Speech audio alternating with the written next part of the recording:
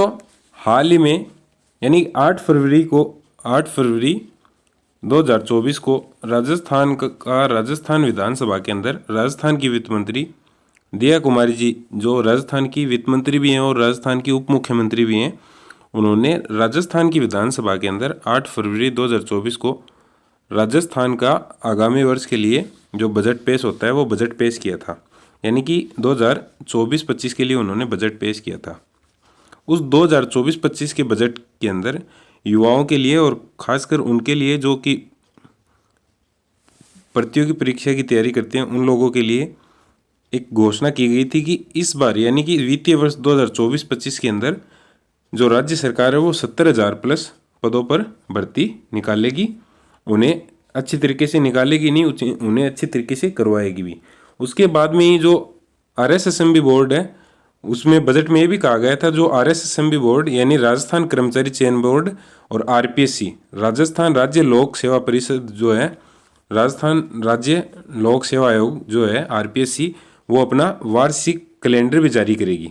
क्योंकि राजस्थान के अंदर जो भी भर्तियाँ होती हैं वो समय पर नहीं हो पाती हैं और ना उनका पता लगता है कि जो एग्ज़ाम होगी वो कब होगी, और एग्ज़ाम भी कई बार आगे चली जाती है। तो इस प्रकार से जो पढ़ने वाले युवा होते हैं वो कई बार वो डिप्रेशन में आ जाते हैं और गलत रास्ते पर चले जाते हैं, जिस प्रकार से उनकी तैयारी भी नियमित नहीं हो पाती है।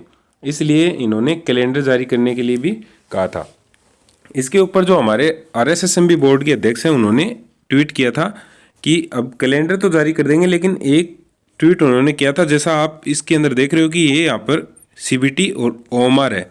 चलो ये बाद में डिस्कस करते हैं, लेकिन आज का ये जो राजस्थान कर्मचारी चयन बोर्ड का जो विज्ञापन है इसके अंदर दे रखा है नोटिफिकेशन के अंदर 13 फरवरी 2024, इसके अंदर दे रखा है कि परीक्षा कैलेंडर 2024-25 का परीक्षा कैलेंडर इसके अंदर शामिल किया गया है। तो इसके अंदर लगभग सात परीक्षाओं को शामिल किया गया है। ये 7 परीक्षा कौन कौन सी है?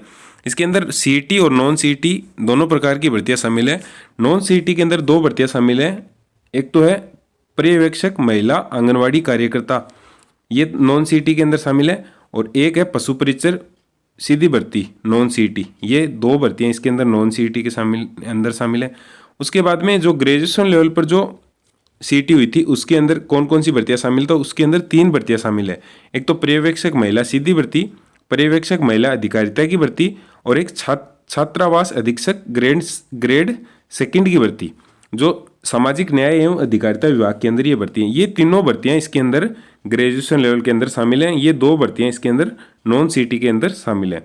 उसके बाद में छात्रावास अधीक्षक जो अल्पसंख्यक मामलात विभाग के अंदर है, ये, और एक लिपिक ग्रेड 2 यानी कनिष्ठ सहायक संयुक्त सीधी भर्ती, जिसे आप LDC भी कहते हो, ये दोनों भर्तियां इसके अंदर सीनियर सेकेंडरी जो 12वीं लेवल पर CET हुई थी उसके अंदर शामिल है। साथ में इनकी परीक्षा की जो दिनांक है कि कब परीक्षा होगी ये भी इसके अंदर दिया गया है कि ये जून से लेकर के और ये अगस्त सितंबर तक ये सारी भर्तियां कंप्लीट होगी।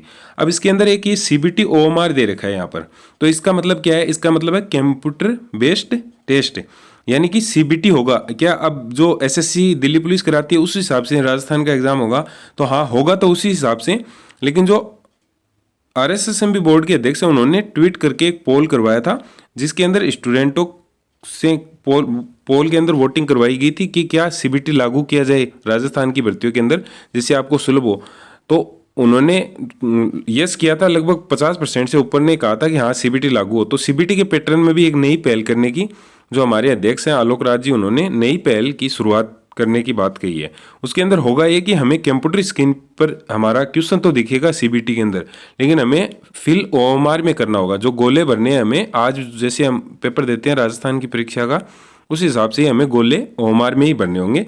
जो हमारा जो क्वेश्चन बुकलेट जो होगी, हमारी जो पेपर होता है वो हमें हार्ड कॉपी, जो हमें हार्ड कॉपी नहीं मिल के वो सॉफ्ट कॉपी के रूप में मिलेगा, वो हमें कंप्यूटर के ऊपर ही दिखाई देगा, स्क्रीन के ऊपर ही हमें दिखाई देगा, और गोले हमें OMR में पढ़ने होंगे। इससे फ़ायदा ये होगा कि एक तो पहले जो पेपर लीक होते हैं, जो मतलब परीक्षा सेंटर पे पहुंचने से पहले पेपर कहीं से भी लीक होते हैं, वो नहीं होंगे, क्योंकि जो कंप्यूटर पे पेपर आएगा वो तो लगभग 10-15 मिनट 1 घंटे पहले आएगा। उसके बाद में दूसरा फ़ायदा ये होगा, जो कंप्यूटर हैक करके और पेपर लीक कर देते हैं या फिर मतलब उसमें कुछ चेंजमेंट कर देते हैं तो कंप्यूटर हैक इसलिए नहीं होगा कि कंप्यूटर हैक भी हो जाएगा तो कंप्यूटर के अंदर ओएमआर के जो गोले भरेंगे हमें नंबरिंग तो ओएमआर से होगी, तो ओएमआर के गोलों से उसका कोई लेना देना नहीं होगा। इस प्रकार से सीबीटी ओएमआर करवाया जाएगा। तो ये भी एक राजस्थान के एग्जाम में आने वाले दिनों में कितना सक्सेस होती है तो देखते हैं, लेकिन ये भी एक अच्छी पहल है। इस प्रकार से 7 भर्तियाँ हैं।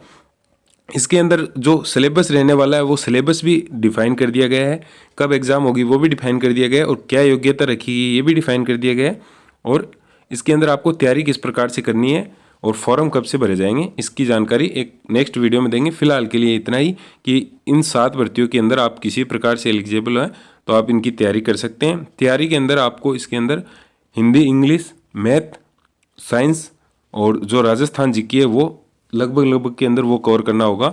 उसके अलावा जो भी जैसे महिला बाल अपराध है, किसी प्रकार का कोई एडिशनल जोड़ा जाता है तो वो आपको समय पर सूचित करवा दिया जाएगा।